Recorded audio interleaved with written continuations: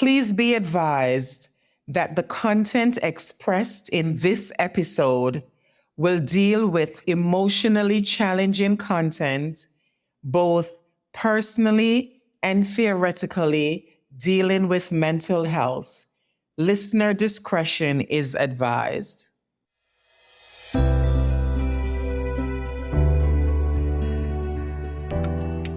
Hello, everyone, and welcome back to Totally Woman, the podcast. I am your host, Rosemary Crosdale. I am a registered nurse, and I'm also an adult gerontology nurse practitioner. On this podcast, we talk about everything women, and nothing is off limits. I want to welcome back my listeners, my dedicated listeners who have been with me for the past 3 episodes. Thank you so much. Thank you for tuning in. Thank you for your words of encouragement. And I also want to thank you if you're joining me for the very first time. I want to welcome you to Totally Woman. And I hope that, we meet your expectations and you will continue to join us. So, Totally Woman is available for your listening pleasure on Spotify. We're also on iHeartRadio, and we're also on Apple Podcasts. You can also log on to icn.dj to listen to us as well. I am on Facebook and Instagram. It's Rose_Cros1. So you can follow me on those platforms. September, as most of you know, is Mental Health and Suicide Awareness Month. On episode 3, I delve into some aspects of mental health, namely anxiety and depression, which kind of covers like the mood disorders and stuff. These come under that umbrella. On today's episode, though, we are going to dig a little bit deeper and explore the aspects of mental health that if they're not dealt with, they can be detrimental. So that is what we're talking about on episode 4 today. This is our first guest. Yes, it is a Totally Woman first.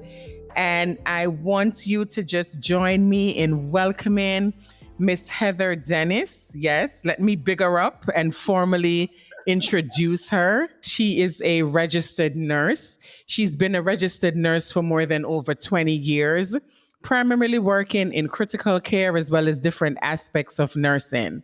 She is currently a board certified primary mental health nurse practitioner. Yes, she has been working in mental health now for over 5 years. She primarily works with a population that is pretty high functioning. She works with a population ages 18 to 65. So that is the adult population. She is a mom of 3, which is her greatest pride and joy. With that said, Miss Heather, before we even go any further, give us just a little synopsis, not too much now, just a little synopsis of your take on mental health. Okay. First of all, I have to say congratulations, Rosemary. This is such a great opportunity to be here with you. And I thank you for just doing what you're doing. Thank you really so much. amazing, really an amazing accomplishment. So a little synopsis on my take on mental health. I'm going to just bring you back a little bit into my childhood, and then I'll fast forward to where we are. So Please don't go too far now, not too far. Too far. I know.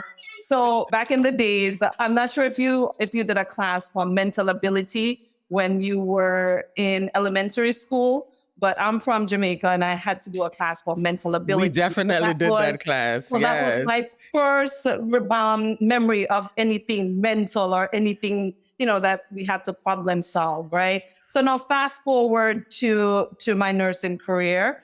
It wasn't until my traumatic event, right? When I lost my daughter, I went back to school, and the program was such a great program, right? Psychiatric mental health nurse practitioner. That was really what really helped me to just process what was going on, because I know I'm not a writer. I know I'm not an activist. So this was something that I know I could have done, right, for my mental health. And now I have my own private practice and I see patients who are low acuity and high functioning, anxiety, depression, and attention deficit. But as you know, it just takes one little incident, right, that can cause you to have a mental episode, a mental illness, or some form of episode, a depressive episode, or a panic attack, or Yes. some issues with where there's a loss in your cognition, right? So that's where I am right now in my mental health career, mental health journey. I shared some of my personal issues the last time with just dealing with depression. And, I also spoke about, me also losing a child. And, as a mom, that is such a traumatic thing for us to go through as mothers. And, sometimes what we do is that we kind of put it under a bushel. And you have two other kids, not that it takes away from the one that you lost, and sometimes those are the comments that you get, that sometimes you have to actually shun them because people don't really understand that the fact that you have other children does not replace the one that you lost. So I understand dealing with that from your perspective. But, as women, sometimes we take on so much, we take on a lot, we bury them, and what we do a lot of those things. What are some of the challenges that you see right now facing women in mental health? Like, what are some of the barriers then, that would prevent them from seeking care and stuff like that? Can you just talk about that a little bit? The major one is just the biases, your stigma, your own stigma. Right. Yes. So once you've gone past that stigma, then now it is to find a mental health provider who possibly will accept your insurance. Now you have to maneuver, you have to adjust your schedule, adjust your time, especially if you are a working mother who is suffering from either postpartum depression, postpartum anxiety. Now you have to make space for yourself and for those meetings, because majority of the times the meetings are not going to be one session. It is theorized that you need at least 100 sessions before you can have an optimized level of wellness. So it takes time. So I'll say the stigma is an issue, access to care, and just having that time, right? Sometimes as a working mother, it's tough to get the time off from work to really take care of your mental health needs. So time, I would say, access to care, and just your own internal bias and societal stigma. I understand perfectly. Do you know of anything that is available for the regular woman out there who, they probably don't have the insurance then, for example, that you probably would be taking, or if it's something that they're going to be paying for out of pocket? Do you know of any resource or anything that is available for women in that particular dilemma or who fit that criteria? Well, there are a lot of referral services out there Okay. that a patient can seek through. But what I would encourage women to do is to seek help from your primary care provider. If you do have a primary health care provider, seek help from them and then hope to get a referral through your primary care provider. It's just Okay. unfortunate that in our society that our job dictates our insurance, and then our insurance dictate who we see.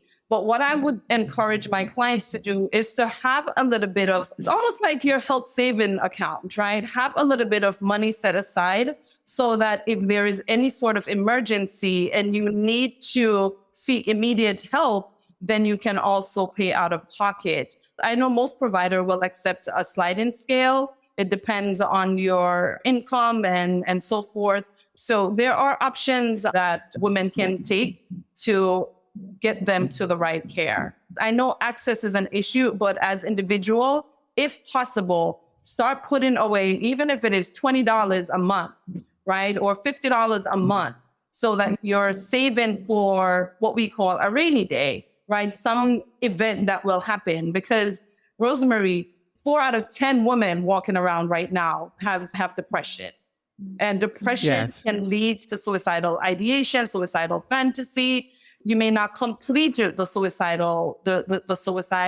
but the ideation is there, the fantasy is there. How many times have you heard, I just wish I could get hit by a truck, right? Or I could just some sort of ideation, right? But sometimes it's our protective factors, right? That really keeps us focused and keeps us grounded, right? Right. Maybe it's our parents or our family or our children or a spouse or someone who is really a pillar in your life that is going to cause you not to take that plunge, right?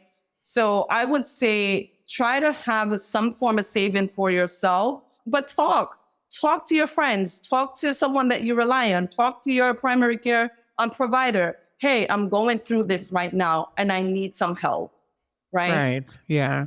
Because then some people will say, listen, this is the last $20 that I have, instead of me putting it into an account to worry about, my personal health when I have a couple kids to take care of, school is back, different things, the rent is due. They may need something, that I have to provide for. How do we tell our women to deal with situations like that? And, even after talking to their primary care doctor, are there any, resources maybe offered through the state or anything like that that maybe are considered some free, in terms of maybe a clinic or stuff like that, separate from private care that would be available for some of these women? Yeah, well, the NAMI website, right, the National Alliance Against Mental Illness, that's a website that is available for everyone to access. Can you say that again, Heather, but a little bit slower? Okay. The NAMI? Yeah, so it's NAMI. Uh-huh. That's the website that you can go to access. So it's the National Elite Alliance on Mental Health or Mental Illness. That's a website, and you can always go there and find your local chapter and get some resources to help you get the support. But Rosemary, what I want to encourage each and every one of us, if you are the primary caretaker of your family, so you're basically at the center of everyone's world, and you should also be the center of your world, right? So imagine you're a center and everything that surrounds you should add values to your life. So if you are the poor and if you're broken, then you are not dealing or not giving or cannot receive at your most optimal. Yes. I want you to think about yourself as the center, and everything that I do in my life must add values to my life. If you can see a primary care, if you can see a mental health provider, then I know there are streets that you can go for a run, right? There are exercises, there are food that you can eliminate out of your diet to help you. Make sure that you're going to bed, right? You can do the foundational work, right? Make sure that you're eating, make sure that you're sleeping, make sure that you're doing these things that you know that you have control over. And if there is a matter of food insecurity, and if there's a matter of, not having a home, then of course those are the primary issues, right? We want to make sure that you're eating, make sure that you have somewhere safe to sleep. And we want to make sure that you feel safe and protected until that is rectified, until those basic needs are well developed and taken care of. Then it's going to be tough for you to seek help per se. But I mentioned before that I work in private practice. My patients are low acuity, meaning that I don't work with the severely mentally ill. So these are working adult, functioning adult. And it as I said before, right, it takes just one simple incident to derail your life, right? And I was listening to your podcast, episode 3, and you mentioned any incident could have happened, right? That can cause us to not cope with what is going on, right? But I believe if you have those basic things, right? If you're sleeping well, if you're eating well, right? If you're making good connection, then that support is there and it's going to help you to heal once you get the right tool to support your, to almost to say parent your trauma. Yes. Oh my God, I love that term, parent your trauma. That is just, exactly what we as women sometimes, because a lot of times what happens is that you are the one, even, you're the breadwinner, you're the one doing all of these things. But where do you fall on the list? I talked about that earlier. You're getting everything ready, you're doing everything for everybody else, but you're on the bottom of the list. So, ladies, just like Heather is saying, you have to prioritize yourself as well and to make mental health a part of our wellness. Okay. So we have to make sure that we're putting ourselves on the board and not just keeping ourselves at the bottom of the list. Another thing, too, Heather, we've heard about situations we've seen where there are moms who, they've gotten to that point where they cannot cope, or they cannot take it. They're so severely depressed. I talked about, people who are not even able to shower or do certain things for themselves, and they get so severely depressed. And when they get to that point, some of the signs and symptoms then, as friends or as relatives, that we can look out for, that will show us that, listen, this person is in danger. What can you suggest to some of our listeners if they feel like, whether it's themselves, right? Because it could be them, or if they have someone who they worry about. Like you said, you work in a situation where it's low acuity, but low acuity doesn't mean that your patients aren't probably going through some traumatic experience as well. And then it could take one little thing to push them over.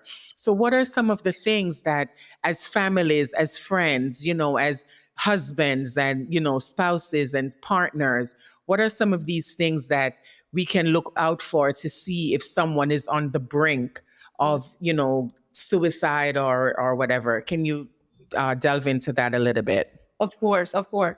So the signs and symptoms of depression differs in everyone. It differs Yes. in women as well, right? Mm-hmm. Just as a heart attack, it differs, right? So, but let me just tell you a few symptoms. So if you notice that a family member or a friend is no longer interested in things that usually brings them joy and pleasure, that's one.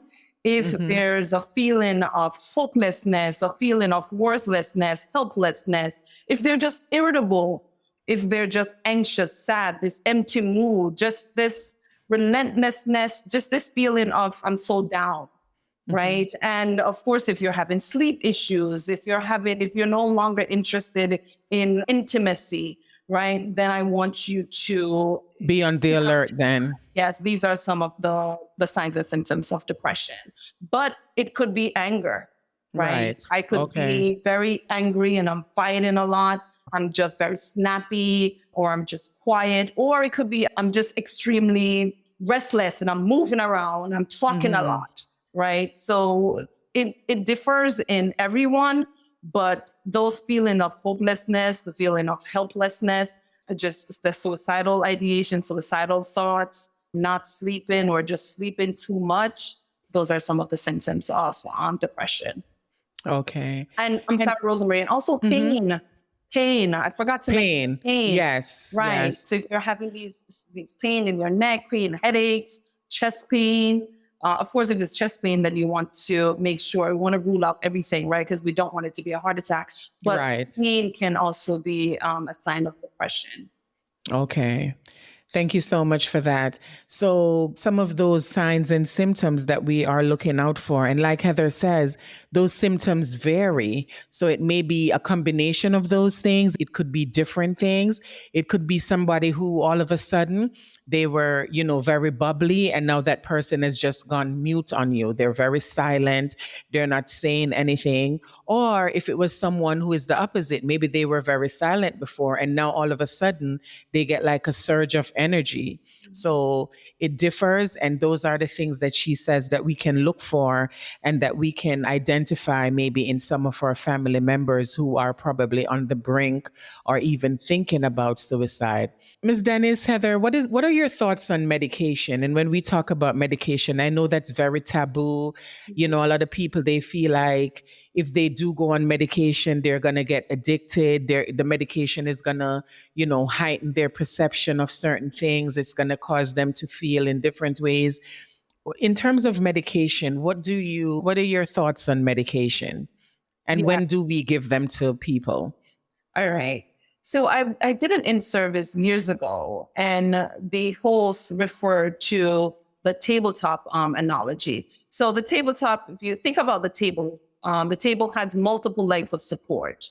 Um, a table can't really stand if it doesn't have any legs at all. So what Yes. I say is medication is one leg, Mm-hmm. exercise is one leg, sleep is one leg. So it's all a combination. Some patient you may not need medication, but if there is any kind of impairment in your functionality, Mm-hmm. and the patient is about to get discharged from work, terminated from work, then I am going to possibly introduce the lowest possible dose of a medication. And usually medication takes about 3 months, 6 weeks to 3 months to work in some patient. It all depends on the right agent that we're using. But I truthfully, I do both. I do medication and talk therapy as well. I try to exhaust talk therapy before going to medication. Sometimes I need to start medication right away. Understand, Because sure. I want to break the pattern, to break the way you're thinking, and I want the psychotherapy, the CBT, which is cognitive behavioral therapy, or sometimes I'll use tap in, which is emotional freedom technique and tap in to just reduce the intensity of what you're experiencing. So I try to throw a lot of tools and a lot of techniques at my patient. If I don't see that working, then I will rely on the medication. And usually medication is short term, Yes. because depression is an episode that you're having, right? Right. It doesn't have to go into chronic depression or Mm-hmm. dysthymia, persistent depressive episodes. I can use some medication at times to break the cycle because I want you functioning. I Yes. want you connecting, right? Yes. Because that's what's important, that connection, Mm-hmm. right? If we're not connecting with things that we enjoyed in the past or finding new ways to connect, then it's going to be isolation. Right? Yes. We're going to be isolated. We're going to feel anxious, and depression is going to worsen, which can lead to suicidal ideation, suicidal fantasy, and Yes. completed suicide. Yes, yes. Totally agree. Isolation is such a big thing. When people start to isolate and, they don't want to be around other people and stuff like that, we know that that is a definite cause for them to become even more, put a suicidal plan into place without anybody even being aware of what is going on with them, because now you don't even know what is going on. So we have to make it our duty. We have to check on people. We have to check on people, check on your friends if you don't hear from them within a certain time and stuff like that. We really do have to check on them. Oh my God, this has been so, so, so amazing. I can't thank you enough. I can't thank you enough. What is something that you would just like to leave the ladies with? Like, if you would just want to like share, something that they can, in terms of, we know that we have the suicide hotline in terms of it's 988, yes. And that is a suicide hotline that people can always, call. And if they feel that they need help, they can call that hotline and they can get help. And emergently, if it's very emergent, then 911 is what we should be calling as well, because they can provide whatever resources you need at that time. But if you want to leave my listeners with something or some food for thought or just something just to think about or some knowledge that you would like to just leave them with, or, just something to sum up all of this, what would that be? Well, I want to leave this with your listeners. I believe that we're light, and I believe that we can invoke peace. And by doing some simple, simple things, and these are the things that you can control. I don't want you to think about tomorrow. I don't want you to say, I don't have any time, because there's 168 hours in a week. So there's a lot of time within that week for you to find some time to really take a break and relax and rest, right? What does that mean to you? What does resting mean to you? For me, I had to learn how to rest. And my rest time is I get up 30 minutes early every morning. Every morning, if I decide that I'm going to get up at 6 o'clock, I'm getting up at 5:30 because I know I need that 30 minutes extra just to focus on myself before the children are awake and before I get into their day. And if Right. possible, if you can't get up early, do it before you go to bed, right? Do some form of rest and relaxation to just invoke that peace so that you can have a clear mind to write down things that may pop up in your brain, because our thoughts are very active, right? Our brain is Yes. super active. And especially at night when we want to sleep, that's the most it can be active at that point. So if you can rest throughout the day, right? I have this little timer. I call it the Pomodoro technique. So what I do is every 10 minutes, right? I'll set a timer for a little bit of a break and then get back to my day, right? And try to figure out how to maneuver your time so that you're really resting and taking care of your body. Heather Dennis, I cannot thank you enough. I cannot thank you enough. I am so appreciative. Thank you for being my first guest. Thank you for all that information. Oh my God, I so appreciate it. And I know my listeners appreciate it as well. That, the different takeaways that they can do. Oh my God, resting and relaxation to invoke that peace that you need in order to carry you throughout your day. That is what we need to be doing for each other. Thank you again. I know from this that you will not be a stranger. And hopefully, sometime down the line or sometime soon, we will be able to talk again. Thank you so much for your time. And I really appreciate it. Thank you. You're very welcome. Thanks for having me.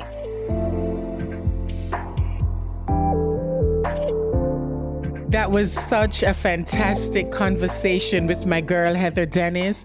I just want to thank her again so much for joining the conversation this month on mental health and suicide awareness. Oh my God, she really gave us some nuggets that we can take away from just listening to her. And I hope that we will just put this into practice, right? We will develop these self-care, because guess what? If we are not taking care of ourselves and prioritizing ourselves, as I've been saying time and time again, then you won't be able to take care of anybody else, okay? Heather touched on so many different things. She touched on some of the signs and symptoms, because on episode 3, we did talk about some stuff with, anxiety and depression. On this episode, we primarily dealt with some suicide issues and what we're looking for when some of us are struggling. What are some of the signs and symptoms that we're looking for? How can we tell if our loved one, if our friend, if our spouse, if someone is in trouble and they're getting ready, because they're thinking of ending things because of the way how they're feeling? And Heather discussed some of the primary things, some of the symptoms, and understand these symptoms may vary. These symptoms may vary from person to person, right? They may be different. But some of the ones that pretty much go across the board is all of a sudden, people are hopeless. They have a feeling of hopelessness. They're irritable. They feel empty. They're always down. They want to be isolated. They don't want anyone around. There's a loss of joy. There's a loss of pleasure. You have your spouse or you have your partner, but you don't want to be intimate, lack of intimacy. All of these things, no contact with the outside world or with anyone. So these are some things that we see that happens when people are suffering, especially sometimes they get into a really severe depressive disorder, right? Depression comes in very various shapes, forms, and sizes, right? It's not a one size fits all thing. It could be where someone could all of a sudden, and it could be a little thing, like Heather says, she works with low acuity. And even then, it could be one thing that could just push one of our patients over the edge, right? So these are certain things that we can look for in our loved ones, as well as the people that we care about and our friends, that we can check up on them. Okay. Another thing that she talked about is that in terms of medication, I know there's a big stigma with medication, especially in the Black and Brown community. Our thing is always, medication. And you heard what Heather said. She said that medication is not given in the beginning. Sometimes, yes, you may have to, because now if someone cannot function, they're on the verge of losing their job or something like that, you cannot wait now to just talk to this person, and talk therapy may not help this person at this point. This person needs something else to help them. So what does she do and what does she recommend? You start low and slow, right? We don't just give the person the highest dose of the medication. No, they're given first the lowest dose. And in order to see any results, usually the results usually take over 6 weeks or more. It could be months before you start to see any changes. So when you first start taking these medications, you cannot just abruptly stop them like that. You have to make sure that you're taking them for the duration. Some of you, as she spoke about, if you don't have health insurance, there are other resources out there that are available to you. She talked about the NAMI website. That is a local website, and you can go on there and you can find resources in your community that are available to you if you need mental health care. Another person that you can rely on, if you have your primary doctor, discuss the issues that you're facing with your primary doctor. Sometimes that is your first line of support, right? Because what they can do now is provide you with a resource. They can say, okay, I can sign you up for psychotherapy if that's what you need. If maybe you had a loss, they can recommend you for grief therapy or something. Okay. So sometimes just talking to your primary doctor is a good thing, and they can also get you started. But one of the things that she talked about that I really liked is that you are the light and you invoke a certain amount of peace. So you have to do this resting and relaxation. Resting and relaxation, and that is to invoke that peace. She talked about there's 168 hours in a week. We're not even talking about the 168 hours in a week. Let's talk about the 24 that we have in a day. So you have 24 to play with. You wake up. Her kids get up at around 6. So she'll get up at around 5 or 5:30, maybe do a little meditation and just see how she's going to just put her thoughts and just to gather herself together. Maybe she go to the gym. Maybe you prepare your lunch. These are things that can also help your mental health. The way we're eating, the way we're exercising, just going outside, getting good sunlight, stuff like that. Okay. So again, I just want to thank Heather. She was my first guest ever on the Totally Woman podcast. I really appreciate her, and I appreciate her contribution to mental health and what she is doing. And ladies, I cannot say it enough. Self-care. We have to be kind to ourselves. Some of us are not kind with ourselves at all. We have to be kind to ourselves. Pat yourself on your back, dust your shoulders off, right? Because you've got this. You know, whatever you do, whatever your faith is. I talk about faith. I talk about, just trusting God and believing in God and praying, meditating, different things that you can do. If you don't share my same sentiments, then you can do whatever you feel is good for you, because not everybody will feel that way. And that's fine. Sometimes it's just listening to music or just doing something that makes you feel well. Maybe going to get a massage, maybe just taking a shower. The kids are in bed and you're just sitting on the sofa and just relaxing. So these are some things that we can all do for ourselves. But guess what? You need to be kind to yourself. And at the end of the day, like I always say, Totally Woman, I want you to go out there and I want you to inspire and I want you to motivate and I want you to uplift each other. Until next time.